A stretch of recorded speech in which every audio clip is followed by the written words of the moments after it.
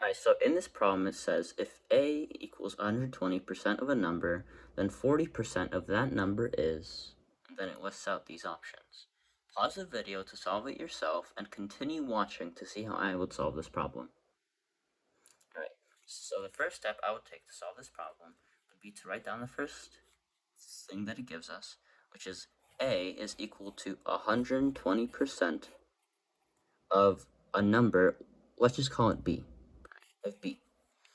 And it asks us 40% of b is equal to what, right? So in order to get from this to this, 40% times 3 is 120%. So we would divide both sides by 3 to get 1/3 a is equal to 40% of b. And that's literally the answer, 40% of b.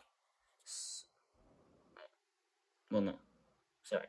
It would be 1/3 of a is equal to 40% of b. So 1/3 of a is the answer.